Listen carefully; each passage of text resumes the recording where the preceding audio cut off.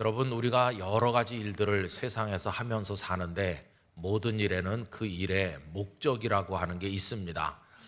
아픈 사람이 병원에 가는 목적, 그거는 치료받고 건강케 되기 위함입니다.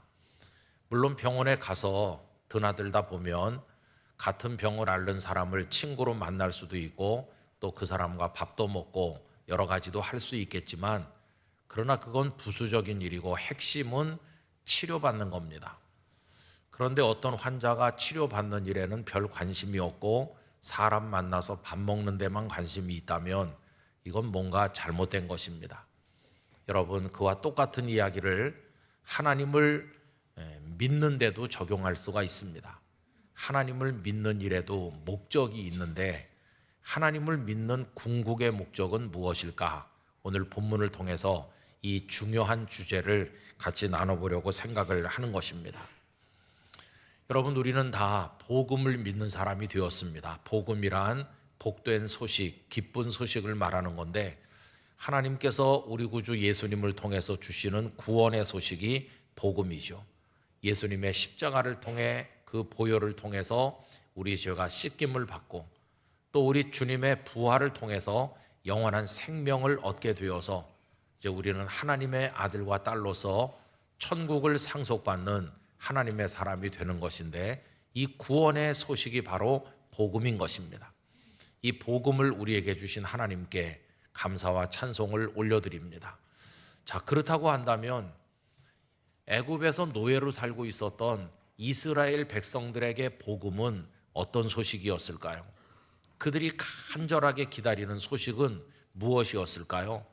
이렇게 묻는다면 두 가지 얘기를 기본적으로 할 수 있죠. 하나는 애굽에서 벗어나서 자유를 얻는 것, 그리고 또 하나는 가나안 땅을 얻는 것, 이렇게 말할 수 있습니다.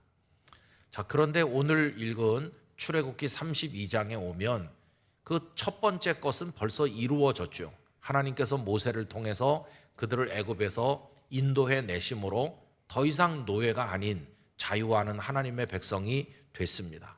이제 그들에게 남아있는 한 가지는 가나안에 들어가는 거였습니다.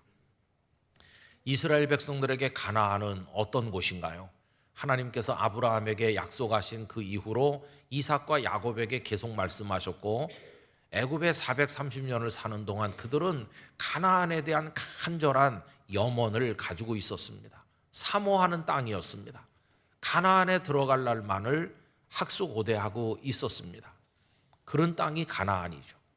물론 그들이 그때까지 살았던 나일강 하류의 기름진 삼각주, 그 고센 땅도 살기 좋은 곳이긴 했지만 그 땅은 그들의 땅이 아니었고 남의 땅이었습니다. 애굽인들의 땅이었죠. 남의 땅에 얹혀 사는 대가가 혹독했는데 그게 바로 노예살이였습니다. 어서 빨리 이 땅을 벗어나서 가나안에 가야 되겠다 생각했는데 이제 벗어나기는 했고 이제는 가나안에 들어가기만 하는 것이죠. 들어가기만 하면 되는 것이죠. 자, 그런데 이때 하나님께서 드디어 그들에게 가나안으로 올라가라는 허락의 말씀을 하신 겁니다. 이때는 애굽에서 나온 지 3개월쯤 되었을 때고 그들은 시내 광야, 시내산 아래에 머물러 있었을 때입니다. 하나님께서 모세에게 백성들을 인도해서 가나안으로 가라고 말씀하시죠. 오늘 읽은 말씀 가운데 34절 앞부분을 보십시오. 이제 가서 내가 네게 말한 곳으로 백성을 인도하라. 내 사자가 내 앞서 가리라 하셨습니다. 내가 네게 말한 곳, 이게 바로 가나안인데 백성들을 인솔해서 가나안으로 가라. 내 사자를 먼저 앞서 보내서 너희들을 인도해 주겠다, 이렇게 말씀을 하신 겁니다. 여러분, 이 말씀이 모세를 통해서 백성들에게 전달됐을 때 백성들이 보일 반응은 어떤 것이었을까요? 이건 뭐 말할 것도 없이 기쁨의 반응이겠죠. 막 얼싸안고 이게 정말이냐고, 하나님 드디어 우리에게 가나안 진격을 명하셨느냐고, 이제 우리는 가나안에 들어가는 게 맞느냐고 이러면서 막 기뻐 뛰고 춤을 추고 그랬을 겁니다. 그게 당연한 반응이겠죠. 그런데 여러분, 참 이상하게도 그 중에 한 사람은 기뻐하지 않았어요. 오히려 슬퍼하였습니다. 모두 기뻐했을 그때 슬퍼하는 한 사람은 도대체 누구였나요? 다름 아닌 이스라엘의 지도자인 모세였습니다. 모세가 슬퍼하는 이유가 뭐였을까요? 그것은 하나님께서 가나안으로 가라고 말씀하셨는데 그 뒤에 붙어있는 한마디 단서 때문이었습니다. 34절 후반부를 보시기 바랍니다. 하나님은 이렇게 말씀하시죠. 그러나 내가 보응할 날에는 그들의 죄를 보응하리라. 이 한마디가 뒤에 덧붙여져 있었기 때문에 모세는 기뻐할 수가 없었던 것입니다. 그는 생각했습니다. 기쁨의 소식이긴 한데 그 속에는 슬픔이 들어있구나, 기뻐하기에는 아직 이르구나 생각을 한 것입니다. 그럼 여러분, 여기서 하나님께서 보응하겠다고 말씀하시는 이 백성의 죄란 도대체 뭘 말하는 것일까요? 그것은 다른 게 아니라 금송아지 우상을 만든 겁니다. 모세가 시내산에 올라가서 여러 날 동안 내려오지 않자 불안해진 백성들은 모세의 형님인 아론에게 와서 모세가 보이지 않으니 우리를 인도할 신을 만들어 주시오라고 요청을 했고, 어찌된 일인지 어리석게도 아론은 백성들의 금부치를 모아가지고 부어 만들어서 금송아지 하나를 만들고 이것이 우리를 인도할 신이라고 이야기하는 얼토당토하는 일이 벌어진 것입니다. 백성들은 금송아지 우상 앞에서 먹고 마시고 춤추면서 광란의 집회를 열었는데 이게 그 백성들의 죄였고 하나님은 그들의 죄에 대해서 보응하시겠다고 말씀을 하신 것이었습니다. 여러분, 하나님의 보응은 어떻게 나타났나요? 하나님의 진노가 어떻게 표현됐나요? 그건 이겁니다. 너희들 가나안 땅에 가라. 내가 약속했으니까 땅을 주기는 주겠다. 그러나 나는 너희와 함께 하지 않겠다. 이게 그들에게 주신 하나님의 보응이었어요. 여러분, 이 말씀이 33장으로 이어지고 있는데 33장 1절로 3절을 읽어드리겠습니다.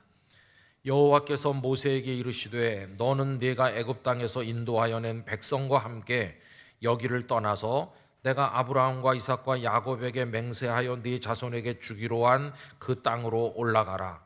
내가 사자를 너보다 앞서 보내어 가나안 사람과 아모리 사람과 헷 사람과 브리스 사람과 히위 사람과 여부스 사람을 쫓아내고 너희를 젖과 꿀이 흐르는 땅에 이르게 하려니와. 여기까지는 기가 막힌 복된 소식이죠. 그런데 그 다음 말씀이 뭡니까? 나는 너희와 함께 올라가지 아니하리니. 내 사자를 보내서 길을 도와주기는 하겠지만 나는 너희와 같이 가지 않겠다. 그러면서 계속 말씀하기를 너희는 목이 곧은 백성인즉 내가 길에서 너희를 진멸할까 염려함이니라 하시니. 나 너희와 함께 하기 싫다. 이제 나는 너희를 버리려고 한다. 땅은 주겠어. 그러나 너희들끼리 가라. 이게 하나님의 보응이었어요. 여러분, 이 말씀이 백성들에게 전달됐을 때 아마 어떤 사람들은 이렇게 생각했겠죠. 꼭 뭐 하나님이 같이 계셔야 되느냐고, 땅만 얻으면 우리끼리 오손도손 살면 될 게 아니냐고 이렇게 말하는 사람도 있었겠죠. 어떤 사람들일까요? 하나님은 안중에도 없고 그냥 땅만 바라보는 사람은 그렇게 말하겠죠. 땅만 있으면 된다고. 그러나 모세는 알았습니다. 아무리 젖과 꿀이 흐르는 가나안 땅이라 할지라도 거기 하나님께서 같이 계시지 않으면 그건 결코 복이 될 수 없다는 사실을 이 모세는 똑똑히 알고 있는 거죠. 하나님이 계시지 않는 땅은 그 축복의 땅이 아니라는 걸 모세는 알고 있었던 거예요. 그래서 그는 이건 기쁜 소식이 아니라 슬픔의 소식이로구나 이렇게 생각하면서 가슴을 치고 탄식하게 된 것이었어요. 이 백성이 하나님께 버림을 받게 되다니. 이 모세의 슬픔이 백성들에게도 전달되었습니다. 그래서 나중엔 온 백성이 함께 슬퍼하게 되었는데 33장 4절에 보면 이렇습니다. 백성이 이 준엄한 말씀을 듣고 슬퍼하여 한 사람도 자기의 몸을 단장하지 아니하니. 여러분, 아까 제가 앞에서 병원에 가는 환자의 목적은 병을 치료받는 거라고 그랬습니다. 그러면 우리가 하나님을 믿는 궁극의 목적이 뭡니까? 가나안을 얻는 겁니까? 가나안만 얻으면 되는 겁니까? 그게 아니에요. 우리가 하나님을 경외하는 궁극의 목적은 여러분 잘 기억하셔야 되는데, 하나님을 얻는 게 목적입니다. 하나님 그분을 얻어야 돼요. 하나님과 함께 하는 사람이 돼야 돼요. 그게 궁극의 목적이고, 가나안은 그건 나중 이야기인 것입니다. 하나님을 얻는다, 하나님과 함께 하는 사람이 된다, 이게 궁극의 목적인 것이에요. 그런데 여러분, 지나간 수십여 년 동안 우리 한국교회는 이 문제에 있어서 많이 왜곡된 시각을 가지고 있었던 게 사실입니다. 저도 그렇고 여러분들도 다 마찬가지실 거예요. 나름대로 우린 가슴속에 소원이 있어요. 그게 우리의 가나안이죠. 우리도 들어가고 싶은 가나안이 있어요. 많은 목회자들은 나는 성공한 목사가 되고 싶어, 나 유명한 목사가 되고 싶어, 부흥하는 교회 목사가 되고 싶어, 어떤 이런 나름대로의 가나안이 아마 있을 거예요. 그리고 성도님들도 자식도 잘 키우고 성공도 하고 세상에서 출세도 하고 나름대로 얻고 싶은 가나안이 얼마나 많으시겠어요? 우린 다 그걸 싸가지고 와서 하나님 저도 가나안에 가고 싶습니다 이러면서 하나님 앞에 부르짖어서 기도를 드릴 때가 많이 있었잖아요. 그러다 보니까 시각이 좀 왜곡됐는데, 가나안이 궁극의 목적이 되고 하나님은 그냥 가나안을 나눠주시는 수단처럼 전락했어요. 이게 아주 치명적인 우리 신앙의 문제가 됐어요. 그래서 우리 가슴속에 이상한 공식이 하나 깊이 아로새겨졌어요. 그게 뭐냐 하면, 어떤 사람이 가나안을 얻으면, 그 목적을 이루면, 야, 그 사람 하나님 잘 믿는 사람이네, 하나님께 복을 받았네, 이렇게 박수를 쳐줘요. 그런데 어떤 사람이 그렇게 원하는데도 그의 가나안을 얻지 못하면, 저 겉으로는 잘 믿는 것 같지만 하나님 잘 못 믿는 사람인가 보다, 복을 못 받아서 저래, 저주받은 거야, 이렇게까지 생각하는 이상한 공식이 우리 가슴 속에 새겨져 있는 거예요.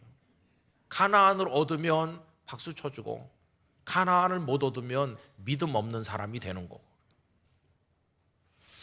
여러분, 정말 그런 것일까요? 그게 이 성경이 말씀하는 진리의 구조에 맞는 공식일까요? 그렇지 않아요. 이 공식이 왜 틀렸는가 하는 거를 누굴 보면 알 수 있냐 하면은, 여기 지금 등장하는 모세를 보면 알 수 있어요. 여러분, 모세가 가나안에 들어가셨어요? 모세는 가나안에 못 들어가셨어요. 그분은 가나안에 한 발자국도 밟아본 적이 없어요. 그냥 비스가산 꼭대기, 느보산이라고도 하는 거기 올라가서 한 바퀴 쭉 이렇게 바라보고 거기서 하나님 앞에 부르심을 받아 떠났어요. 그는 가나안에 못 들어간 사람이죠. 그러면 그 공식대로 하면 가나안에 못 들어간 모세는 믿음이 없고 하나님께 버림받은, 저주받은 사람인가요? 절대로 그렇지 않아요. 여러분, 성경을 쭉 읽어보면 성경 많은 곳에서 모세를 얼마나 위대한 믿음의 사람으로 칭찬하고 계시는지. 그는 결코 실패자도 아니고 믿음 없는 사람도 아니었어요. 오히려 하나님은 그를 최고라고 하십니다. 제가 몇 군데 말씀드리면, 믿음장이라고 하는 히브리서 11장 24절에서 26절을 읽어드리면 이렇습니다. 믿음으로 모세는 장성하여 바로의 공주의 아들이라 칭함받기를 거절하고 도리어 하나님의 백성과 함께 고난받기를 잠시 죄악의 낙을 누리는 것보다 더 좋아하고 그리스도를 위하여 받는 수모를 애굽의 모든 보화보다 더 큰 재물로 여겼으니 이는 상주심을 바라봄이라. 그가 애굽의 왕자로 살지 아니하고 하나님의 백성과 고난받는 길을 선택한 것은 그가 믿음으로 한 것이다. 그는 믿음의 사람이다. 그리고 예수님께서 어느 날 산 위에 올라가셔서 사람의 말로 형언할 수 없을 정도로 영광스럽게 변화되셨잖아요. 우린 그걸 변화산 사건이라고 그러는데, 거기 모든 선지자들의 대표라고 하는 엘리야가 나타나셨고 그 곁에 함께 계셨던 분이 모세였어요. 모세가 영광의 모습으로 나타나서 우리 예수님과 같이 이야기를 나눴잖아요. 아니, 모세가 믿음 없고 버려진 사람이라면 어떻게 그럴 수가 있나요? 뿐만 아니라 신명기 34장에 모세가 세상 떠나신 다음에 하나님께서 모세를 어떻게 평가하셨나, 그 말씀이 놀랍습니다. 신명기 34장 10절에서 12절입니다. 그 후에는 이스라엘의 모세와 같은 선지자가 일어나지 못하였나니. 여러분, 그 이후에 많은 선지자가 있었는데 모세 같은 사람은 없었다는 거예요. 모세가 최고였다는 것이. 그 다음 구절은 우리 가슴을 정말 먹먹하게 만드는 놀라운 말씀이에요. 모세는 여호와께서 대면하여 아시던 자요. 여러분, 죄 많은 인간이 어떻게 하나님을 마주 대면할 수 있습니까? 그런데 하나님은 모세를 가리켜 나와 얼굴 마주 보던 사람이다, 이렇게까지 말씀하셨어요. 여호와께서 그를 애굽 땅에 보내사 바로와 그의 모든 신하와 그의 온 땅의 모든 이적과 기사와 모든 큰 권능과 위엄을 행하게 하심에 온 이스라엘의 목전에서 그것을 행한 자이더라. 많은 사명을 맡겨주셨는데 사명을 완수한 사람이라고 하나님께서는 모세를 크게 높이신 것을 볼 수 있잖아요. 그럼 좀 이상하잖아요, 여러분. 이렇게 성경이 모세를 굉장한 인물로 믿음의 사람으로 추켜 세우고 있는데, 그럼 가나안에 못 들어간 사람은 믿음이 없고 복을 못 받은 사람이고, 이 공식이 모세에게는 이게 안 맞지 않습니까? 도대체 어떻게 된 건가? 여러분, 여기서 우리는 그 공식이 잘못됐다는 걸 알 수 있어요. 그 공식은 틀린 공식이에요. 모세는 가나안에도 못 들어갔는데도 어떻게 이렇게 위대한 믿음의 사람으로 존경을 받고 있는가? 그 이유는요, 그는 가나안보다도 천만 배, 억만 배 더 소중한 본질적인 것을 얻었기 때문이에요. 가나안이 비교할 수 없는 너무너무 값진 걸 그는 얻었어요. 모세가 얻은 게 뭐냐? 모세는요, 하나님을 얻은 사람이에요. 하나님을 얻은 사람이에요. 하나님과 늘 함께 있었고 하나님과 얼굴 마주 보듯 했던 사람이에요. 그는 가나안 거기 들어가지 못했지만 하나님과 함께 하다가 아예 하나님의 나라로 간 사람이에요. 그래서 성경은 그를 굉장한 믿음의 사람으로 세우고 있는 것을 볼 수 있어요. 모세는 이걸 알고 있는 겁니다. 아무리 가나안을 얻으면 뭐하냐? 하나님이 같이 가시지 않는다고 하는데 우리끼리 가나안을 얻은들 하나님 안 계신 가나안이 무슨 복이 되겠냐? 이 백성이 진짜 복이 되려면 하나님을 얻어야 되는데 하나님 없는 백성이 되는 위기를 만났구나. 그래서 그는 슬퍼하게 되었던 것이. 그래서 그는 애절하게 하나님 앞에 부르짖어 기도합니다. 불쌍히 여겨달라고 합니다. 그 33장 13절에 이런 기도가 나오죠. 내가 참으로 주의 목전에 은총을 입어 싸우면 원하건대 주의 길을 내게 보이사 내게 주를 알리시고 나로 주의 목전에 은총을 입게 하시며 이 족속을 주의 백성으로 여기소서. 이 패역하고 목이 곧은 백성이긴 하지만 버리지 마시고 하나님 당신의 백성으로 여겨주세요. 그리고 저도 좀 은혜를 입게 해주세요. 우리를 버리지 말고 같이 가주세요. 이렇게 애원하는 기도를 드린 것이. 그랬더니 하나님께서 그 모세의 눈물의 기도를 들으시고 같이 가겠노라고 말씀해 주셨어요.